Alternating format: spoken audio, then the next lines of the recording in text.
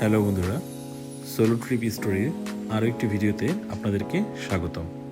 আজ যাচ্ছি চিকিৎসার উদ্দেশ্যে ঢাকা থেকে চেন্নাই।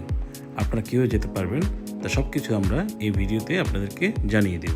এই রুটে কি ইউএস বাংলা বন্ধ? ইউক্রেনের রাষ্ট্রীয় বিমান। ইউক্রেনের রাষ্ট্রীয় বিমান এটাকে লিজে নিয়ে আসছে না?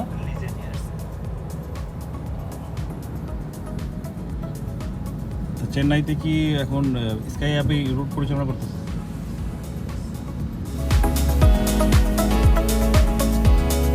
সম্পর্কে বিরত থাকুন। এটা আছে ধূমপান সব সমস্যার নিষেধ। ইনশাআল্লাহ অল্প কিছুক্ষণের মধ্যে উড্ডয়ন করব। বিমান উড্ডয়নের কিছুক্ষণ পরেই আমাদের মাঝে খাবার পরিবেশন করা হলো। সো আপনাদেরকে দেখাচ্ছি আজকে আমাদের খাবার কি দিয়েছে।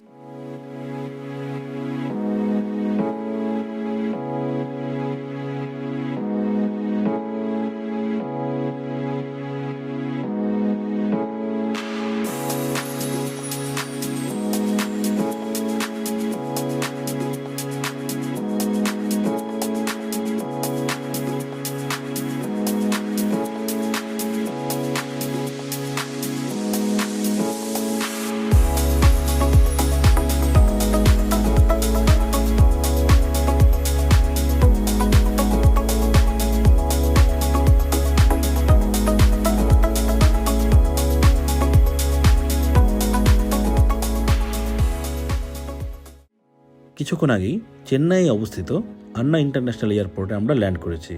ইমিগ্রেশন কমপ্লিট করে এখন এয়ারপোর্টের বাইরে আমরা ট্যাক্সির জন্য অপেক্ষা করছি। ট্যাক্সি আমরা বাংলাদেশে বসেই হোটেলের মাধ্যমে বুকিং করেছি।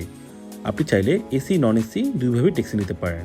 আমরা এসি নিয়েছি, তাই আমাদের পড়েছে 2000 রুপি। আপনি যদি নন এসি নেন তাহলে আরও 200 রুপি কম পড়বে। আমাদের এখানে সব ইনক্লুডিং ছিল পার্কিং এবং এয়ারপোর্ট টু হোটেল ট্রান্সফার। সব কিছুই আমরা 2000 রুপির মধ্যেই কমপ্লিট করেছি।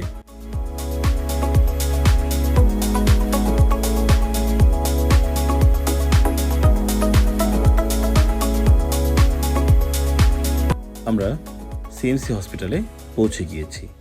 আমরা সিএমসি হসপিটালের ঠিক অপোজিটেই এই মসজিদ গলির ঠিক মাথাতেই এলকে রেসিডেন্সি নামের একটি হোটেলে আমরা উঠেছি।